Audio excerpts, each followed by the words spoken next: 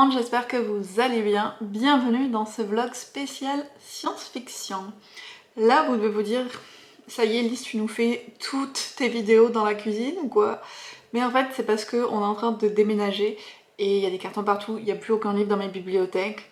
Donc je me suis posée là, un coin où il n'y a pas trop de bazar, pour vous faire cette petite intro.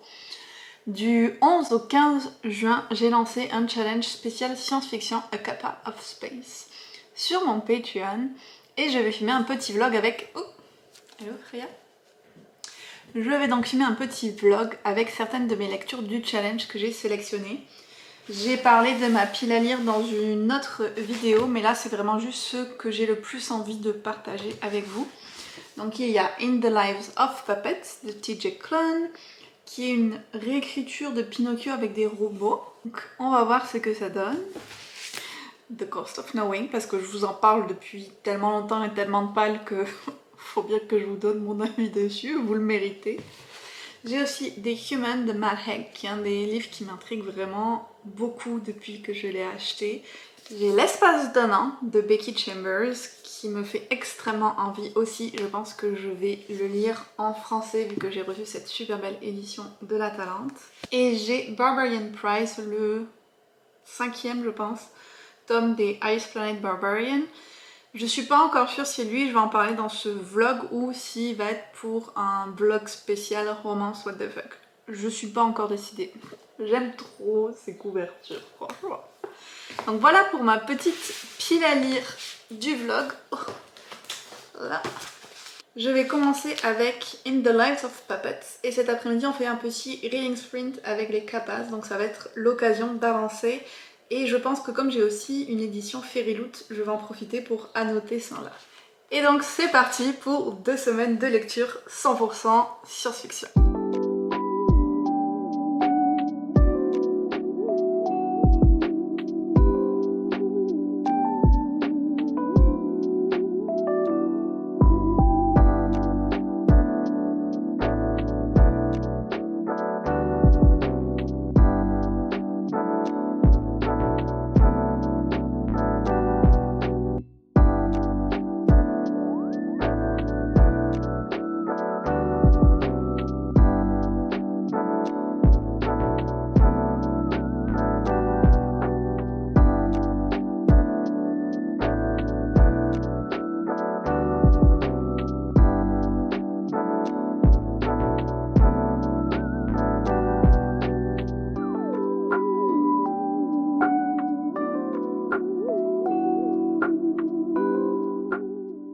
J'ai pas mal lu pendant nos reading sprints du dimanche après-midi et j'en suis à la page 150 du livre. J'avais envie de vous faire une petite update parce que j'aime vraiment beaucoup ma lecture. Vous pouvez voir les post-it qui s'accumulent. J'aime vraiment la gamme de couleurs que j'ai choisie. Je vais vous montrer ça. Voilà, bon, j'ai pas encore utilisé le rouge mais sinon je trouve que les autres vont vraiment bien avec la couverture. Je vous dirai quand j'aurai fini de lire mon code couleur au cas où j'en ajoute d'autres. Mais pour le moment, je suis vraiment dedans. J'avais un petit peu peur parce que Pinocchio n'est pas mon histoire préférée, mais franchement là j'adore. On a un groupe un peu Found Family, spécialité de TJ Klune. On est dans un espèce d'univers futuriste, on sait pas trop. Il y a des robots en tout cas. Ça commence avec le personnage de Joe, qui, on le découvre assez vite, est un androïde qui va s'isoler dans la forêt pour une raison inconnue. Et à un moment, il y a un homme et une femme humains qui vont lui laisser leur bébé à s'occuper. Il s'enfuit, on ne sait pas non plus de quoi, mais Joe va prendre le bébé qui va appeler Victor sous son aile. Et Victor va grandir avec Joe. Et au fil des années, au fur et à mesure que Victor grandit, il va se rajouter 2 personnes à leur famille. Un robot qui était un robot infirmière et c'est très drôle parce qu'ils l'ont appelé Nurse Ratched. C'est comme l'acronyme de son nom. Et c'est l'infirmière d'un vol au-dessus d'un nid de coucou et c'est pas une très bonne infirmière.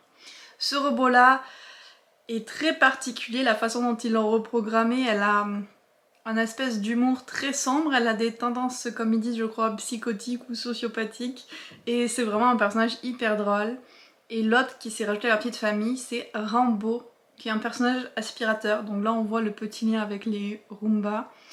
Et c'est un robot qui est anxieux et qui a toujours besoin d'être rassuré. Donc ça aussi c'est très drôle. Et les robots individuellement, puis quand ils se parlent à eux deux, il y a beaucoup de moments qui font rire.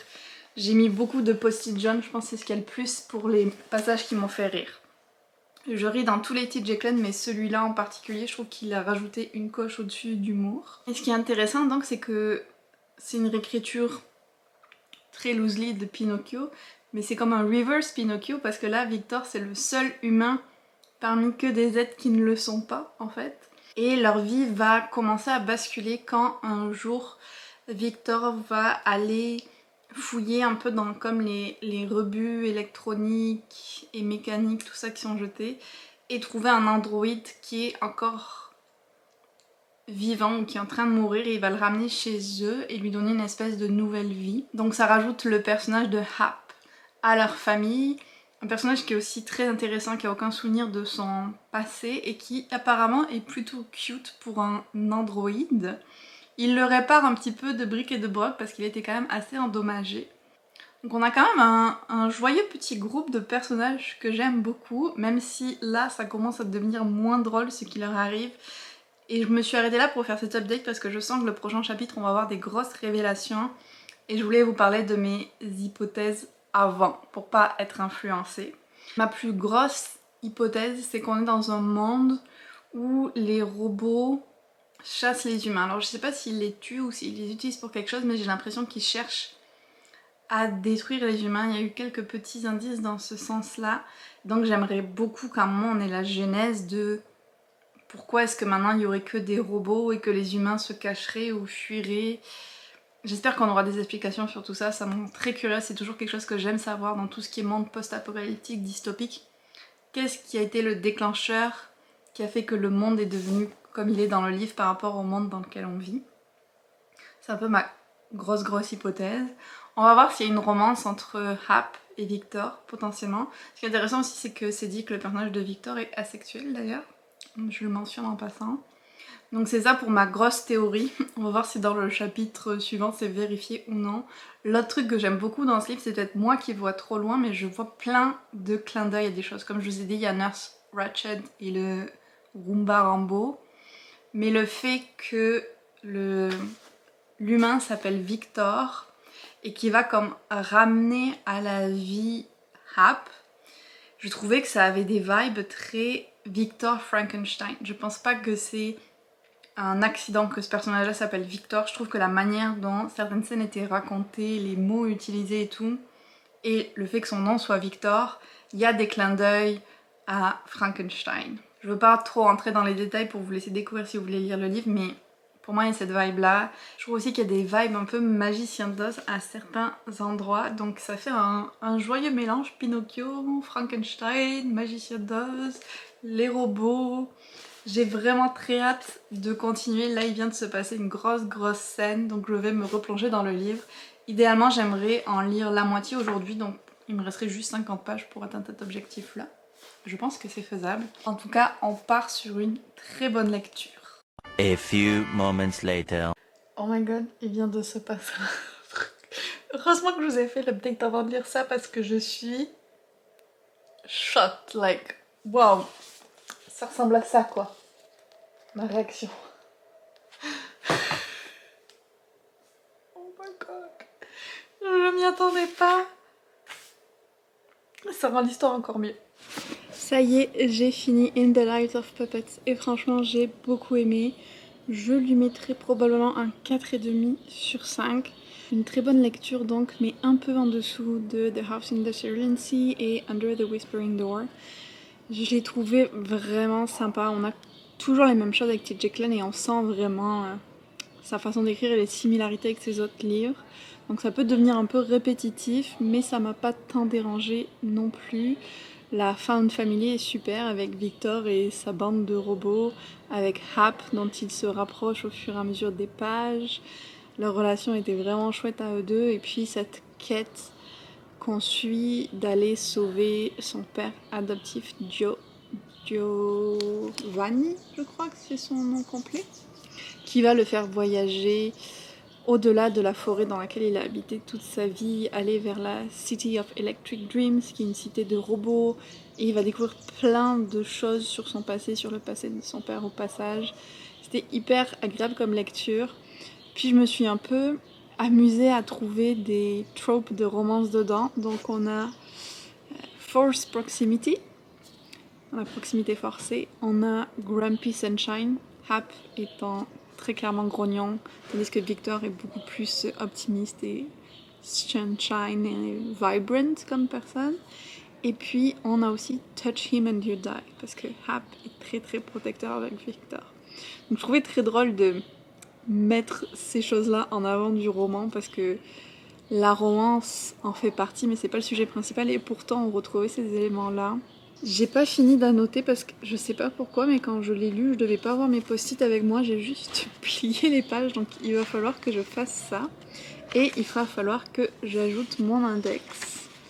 Ce que j'ai noté en termes de post-it, il y a le world building, ce qui touche à l'intrigue.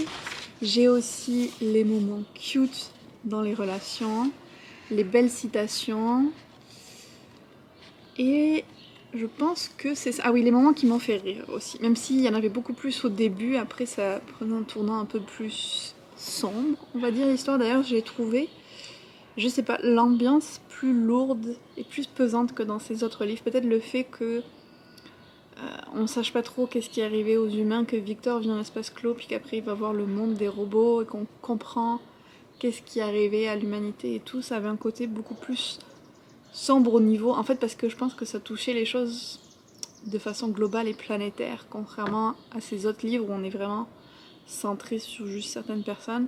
Là, il y avait des réflexions plus globales, on va dire. J'avais un peu peur de comment est-ce qu'il allait réussir à finir son histoire vu le chemin que ça prenait et les révélations qu'il y avait, mais au final, je suis satisfaite de comment ça se termine et bien contente d'avoir enfin lu ce livre qui était une de mes sorties les plus anticipées de 2023. Et maintenant, je vais pouvoir enchaîner avec l'espace d'un an. J'ai fait un petit vote pour mes Patreons pour choisir ma prochaine lecture. Et c'est celle-là qui a gagné. Donc là, on part dans l'espace, dans un monde très futuriste. Pour le moment, j'ai lu 66 pages. J'aime beaucoup. On suit les différents membres d'équipage du Voyageur, qui est un vaisseau qui est censé creuser, je suis pas sûre que ce soit le bon terme, des trous noirs dans l'espace, ou plutôt des...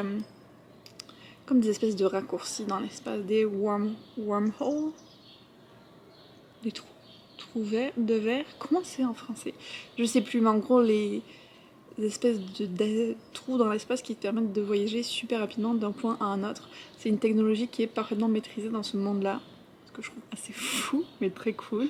Donc j'ai rencontré les personnages du vaisseau, je pense qu'il n'y en a qu'un seul que j'ai pas rencontré, dont une en particulier dont on a le point de vue qui est la nouvelle arrivée et qui est censée être une espèce de greffière. On comprend qu'il y a des choses dans son passé un petit peu cachées. C'est intéressant aussi parce qu'il y a plusieurs espèces. Il n'y a pas que des humains dans l'équipage. Et j'aime bien voir comment les différentes espèces sont abordées et les points que l'autrice met en avant par ce biais-là et les parallèles qu'on peut faire avec notre monde et même le racisme dans notre monde et tout ça. C'est vraiment hyper intéressant.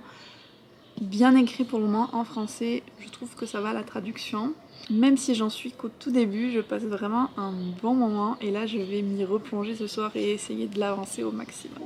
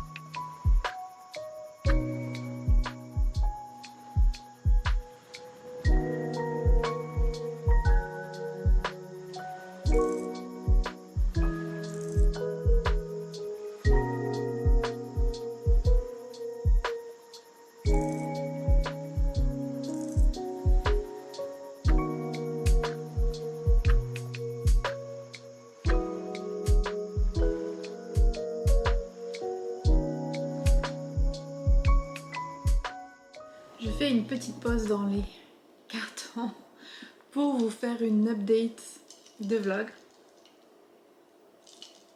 Petit matcha glacé, mais j'avais chaud dehors et puis là j'ai froid maintenant. Donc je pense que quand j'aurai fini, je vais aller me faire quelque chose de chaud. Un peu contre-productif, mais c'est pas grave. J'ai lu l'espace d'un an. Je pense que je l'ai fini le soir avant qu'on déménage, donc je suis quand même allée relativement vite. J'ai adoré. Je pense que ce serait un 4,5 sur 5 parce que si je le compare à un Somme pour les recyclés sauvages, j'ai quand même préféré les novellas. Mais c'était quand même super chouette cette lecture. C'est comme du... Il y a le cozy fantasy qui est très à la mode en ce moment.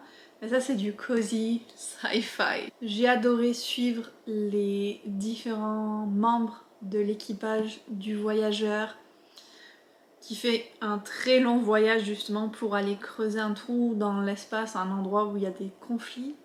En chemin il leur arrive des petites choses. Mais ce qui est le plus intéressant, au-delà de l'univers sci-fi que je trouvais quand même fascinant au niveau des avancées technologiques ou de comment ça se passe la vie entre les différentes espèces, super bien fait. Mais au-delà de ça, c'est vraiment les personnages qui font la force de ce livre, les humains, les autres espèces aussi qui existent, de voir comment ils cohabitent, les liens qui se nouent entre eux, de voir, en fait ce que je trouvais vraiment fascinant, c'était le fait qu'on pouvait voir les habitudes humaines d'un point de vue extérieur et à la fois comment elles avaient évolué, les habitudes d'autres espèces et qui pouvaient être très différentes des nôtres et je trouvais ça fascinant. Notamment l'espèce de Sisix, je me souviens plus du nom exact, mais c'était hyper intéressant parce que leur structure sociale est vraiment différente de la nôtre et je me suis régalée à 200% avec cette lecture et j'ai hâte de lire le deuxième tome. Une nouvelle série de commencer, oui. Est-ce que je vais essayer de lire rapidement la suite? Certainement. Est-ce que je vais y arriver? Ça c'est une autre question. En tout cas je vous recommande vraiment cette lecture. En plus regardez-moi, cette édition magnifique. Elle a sa place dans mes nouvelles étagères, là, sa place d'honneur parce que je la trouve vraiment trop belle. Et j'ai hâte d'avoir le deuxième tome à mettre à côté. Ma prochaine lecture, ça va être The Cost of Knowing. Enfin, ça y est, je vais le lire. Il n'est pas trop tôt. Depuis je ne sais pas combien de temps qu'il fait du pal hopping, celui-là, le moment est venu. Et j'en suis d'ailleurs à la page 50 du livre. Pour vous faire un petit récap, on va dire, de ce que j'ai compris pour le moment. On a le personnage d'Alex qui a 16 ans et qui, en fait, dès qu'il touche un objet, va voir le futur de cet objet. Et c'est très handicapant pour lui parce que ça marche aussi quand il touche des personnes. Et il peut rien faire sans avoir ces visions-là. Il prend ça pour boire et paf, il a une vision de lui en train de boire, puis de lui en train de poser la tasse. Et plus le temps passe, plus il va loin dans le futur. Ça l'handicape pour tout. Il travaille chez un marchand de glace et à chaque fois qu'il prend la monnaie des gens, qu'il prend de la glace, tout lui donne des visions. Et j'ai l'impression que c'est un peu une métaphore, c'est peut-être pas le bon mot, mais une figure de style pour représenter l'anxiété. Je trouve qu'il y a plein de réflexions que l'autrice met en place. D'ailleurs, le personnage souffre aussi d'anxiété, qui se rapporte aussi à l'anxiété. Donc j'ai hâte de continuer à le lire. En fait, l'élément déclencheur en quelque sorte, c'est qu'à un moment il va avoir une vision de lui du futur en prenant une photo de sa famille, sachant qu'il a déjà perdu ses 2 parents. Et là il va voir que son frère est décédé aussi. Et jusqu'à maintenant, il avait compris qu'il ne pouvait pas changer ses visions, que ce qu'il avait vu, peu importe qu'il fasse rien ou qu'il essaye de l'empêcher, ça allait toujours finir par arriver. Mais là on est dans le questionnement de qu'est-ce qu'il peut faire pour sauver son frère, et c'est à peu près là que j'en suis. Donc je vais essayer de l'avancer au maximum aujourd'hui parce que on en est déjà à la 2e semaine de mon challenge et je suis loin d'avoir lu la moitié des livres que j'avais prévus. Qui est surpris? Avant de finir cette petite update, je voulais ouvrir avec vous ce gros paquet de bougies que j'ai reçu de Moonday. C'est une marque de bougies montréalaise, oui, montréalaise. Et j'adore ce qu'ils font, je trouve que leurs bougies sont vraiment bonnes, en plus elles sont très cute. Et j'ai le code Elise10 si jamais vous voulez faire un achat ou faire plaisir. Alors, qu'est-ce que j'ai pris? Flower Market. Je me suis dit que ce serait vraiment bien pour le printemps-été. Est-ce que c'est écrit à quoi elle est quelque part? Parce que je me souviens plus. Magnolia, lilas et jasmin. J'aime tellement l'odeur du magnolia. En fait, c'est 3 de mes plantes préférées, magnolia, lilas et jasmin. Ça a une odeur un peu beurrée presque, je trouve, le magnolia. Je suis pas sûre que j'utilise le bon terme, mais j'aime beaucoup, beaucoup. Ensuite, passion cocooning. Of course, j'avais besoin de la prendre, cette bougie, clairement. Ils font des chaussettes aussi, que je m'en suis acheté 5, parce qu'ils faisaient un prix quand on prenait 5.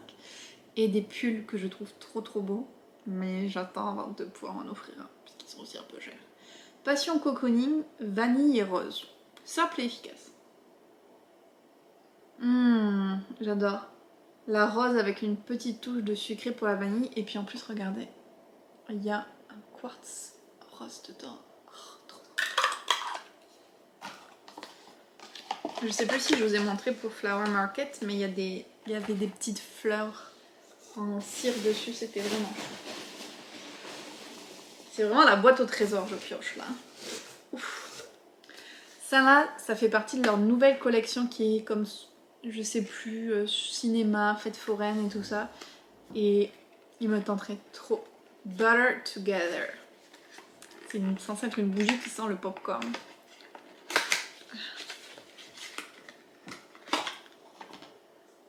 Butter and corn. J'ai envie de la manger.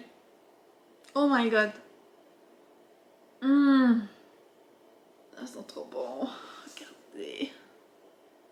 C'est trop bon. Le travail de finition sur ces bougies est vraiment génial. Je prends un petit peu de matcha.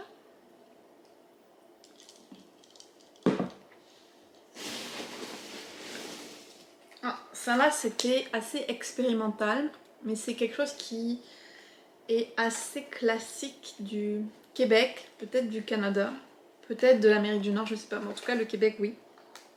Et c'est la framboise bleue, qui je pense c'est quelque chose de très chimique, mais c'est à ça qu'est parfumée la bougie. Vraiment, c'est comme un classique de l'été, je pense.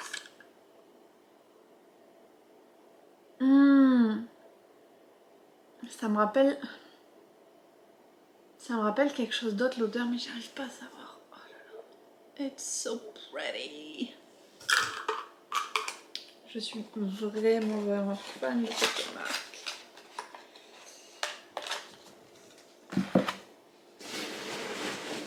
Je sais plus combien de bougies j'ai pris, franchement. Ah, ça c'est la dernière de leur nouvelle collection. Et Midnight Snack.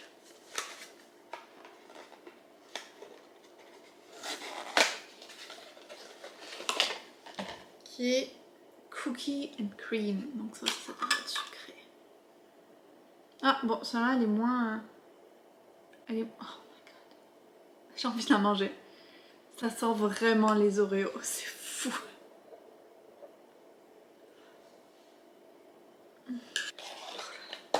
C'est trop bon. Je pense que c'est ma préférée pour le moment, genre... Waouh. Ça sent exactement en fait comme le milkshake aux Oreos. Est-ce qu'il y en a d'autres ou est-ce que c'est fini? Ah, il y en a encore une. Sweet Chai Latte. Ok, celle-là je l'avais déjà, mais je l'ai rachetée parce que je l'ai presque entièrement utilisée. Et je l'adore. Elle va être pour cet automne, donc j'ai fait du prévisionnel, mais... J'aime énormément l'odeur. Ça veut plus faire le focus, ça y est. Hop. Ça sent la cannelle et c'est trop. Je pense que c'est tout. C'est déjà beaucoup. Je vais fouiller pour être sûre. Ouais. Un carton en moins. Parce que oui, on n'a pas fini de réemménager tout après notre déménagement. À l'heure où je vous parle. Avec un peu de chance, d'ici la fin de ce vlog, tout devrait être fait. Je suis trop contente d'avoir toutes ces bougies, elles sont vraiment bonnes. Je vais peut-être faire un petit unboxing TikTok si j'ai la foi. Mais pour le moment, je vais me faire une petite pause lecture en continuant mon matcha. Nouvelle update lecture, j'ai fini The Cost of Knowing il y a peut-être 2 jours. Je l'ai lu très tard le soir parce que je m'étais dit ok, ça suffit de le faire traîner, tu le finis. Et franchement, c'était tellement triste. J'étais dévastée quand j'ai fini de le lire, genre je me sentais vraiment mal. C'est horrible ce qui se passe dans le livre et c'est triste. Et en même temps, je comprends pourquoi l'autrice a fait ces choix-là et qu'est-ce qu'elle voulait dire avec ça, mais quand même, c'était vraiment difficile à accepter. C'était une lecture très intéressante. J'ai quand même trouvé que c'était un peu trop young adult pour moi et aussi qu'il y avait certaines choses qui me paraissaient illogiques au sein de l'univers et par rapport au pouvoir et aux explications qu'on en a. Je trouvais qu'il y avait des petits manquements un petit peu. Donc je l'ai moins aimé que les autres livres de l'autrice que j'ai lus, mais c'était quand même une lecture intéressante à cause du côté YA qui m'a un peu moins... avec lequel j'ai moins connecté. Je pense que je mettrais un 3,5 sur 5. Mais si vous n'avez pas de problème avec le YA, sûrement que vous l'aimerez plus que moi. J'en suis juste d'un point de vue très difficile. Là, j'ai commencé Barbarian Prize, petite romance alien spicy, parce que j'avais besoin d'une lecture légère après avoir lu The Cost of Knowing. Bon, il se trouve que là, on parle d'une fille qui s'est fait violer, donc pour la légèreté, on repassera. Par contre, les updates de lecture pour ce livre-là, ça sera une exclusivité romance what the fuck pour mes Patreon. Donc pour le vlog, la seule lecture qui me reste, c'est The Human de Matt Haig. Et j'ai vraiment hâte de tester cet auteur parce que je sais qu'il y a des gens qui adorent, des gens qui détestent. Donc j'ai vraiment très hâte de me faire mon opinion. Donc je vous ferai une petite update quand je l'aurai lu. Je me suis trouvé du thé à la menthe. Trop contente pour les matins. On est dimanche matin, on est le 2 juillet. Et il est temps que je finisse ce vlog que j'ai un peu fait traîner. Mais avant la fin du mois, j'ai lu The Humans de Matt Haig, qui était le dernier livre dont je voulais vous parler pour ce vlog. Et j'ai bien aimé. Je pense que ce serait un 4 sur 5. J'ai eu un peu de mal au début avec l'alien qui arrive sur Terre d'une espèce hyper évoluée. Parce qu'il veut empêcher un mathématicien de faire une découverte et de propager cette découverte parce que son espèce estime que les humains ne seront pas prêts à ça et qu'ils vont foutre encore plus le bordel. Je peux comprendre. Ce que j'ai eu un peu plus de mal, c'est que pour une espèce hyper évoluée, il est totalement clueless de comment fonctionnent les humains. Je me dis comment c'est possible, avec toute votre technologie, avec tout ce que vous savez faire, que vous n'ayez pas pu étudier un petit peu plus les humains, que si vous saviez prendre le corps d'un humain, vous n'êtes pas capable de savoir qu'on se balade pas tout nu dans la rue, dans la société londonienne à notre époque. Des petites choses comme ça, je trouve un petit peu frustrantes, mais on finit par s'attacher au personnage. On aime voir sa vision de l'humanité évoluer, comment il est contaminé par les émotions. C'est surtout centré sur lui, l'histoire, et comment il appréhende la relation avec le fils de l'homme dont il a pris la place, et la femme de cet homme. Sur empêcher aussi un peu la découverte mathématique de se propager. L'auteur a ajouté un petit élément d'action avec le côté... Les hôtes, comme il les appelle, ne sont pas contents qu'ils suivent pas sa mission, ils vont vouloir la faire et envoyer quelqu'un d'autre la faire à sa place, donc il doit sauver sa femme et son fils.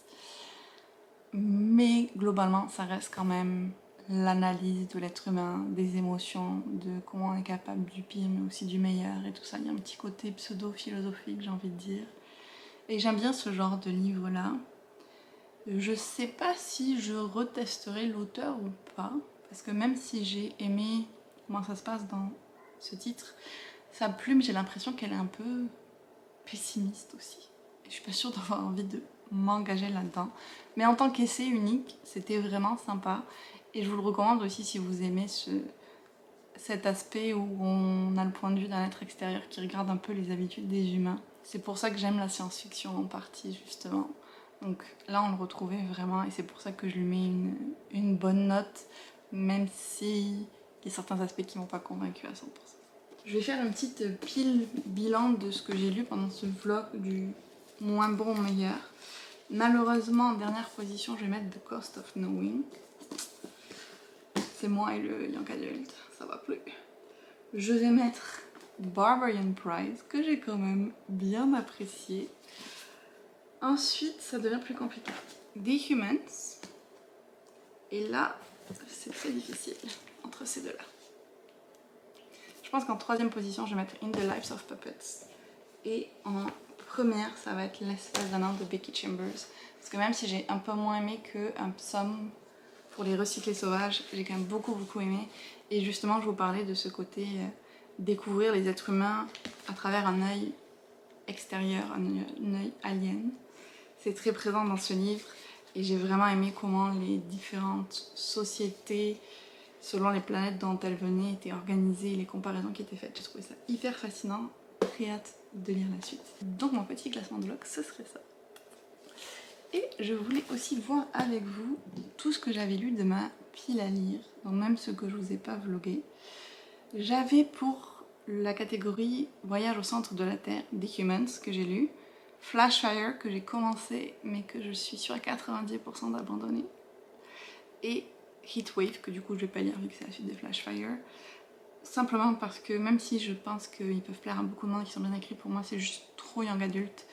Les histoires d'amour au lycée, les premières découvertes qu'on fait en tant qu'ado et tout ça, les conflits avec les parents, je suis comme... non. Dans ce qui était Direction vers le soleil, j'avais Barbarian Prize que j'ai lu, True Life que j'ai lu, une série de films, et L'espace d'un an que j'ai aussi lu, et enfin Le voyage le plus long à travers la galaxie. Je m'étais mis Neverland de Maxime Chaltam et le tome 10 de Spy Family. Pour Mars, j'ai lu les deux. Pour Jupiter, c'était Absolu qui était notre lecture commune Patreon. Saturn in the Lives of Puppets, je l'ai lu. Uranus, Aurora's End, je l'ai lu, une autre série de films. The Cost of Knowing pour Neptune, aussi je l'ai lu. Et le seul que j'ai pas lu, et alors je l'avais totalement oublié que je l'avais mis dans ma palle, c'est The Space Between Worlds pour Pluton. Mais franchement, j'ai lu tout le reste. Je trouve que c'est quand même un de mes meilleurs résultats de challenge de façon globale. Je pense que je vais refaire le challenge, peut-être en modifiant les catégories ou non l'an prochain, parce que je trouve ça quand même sympa, un petit challenge science-fiction.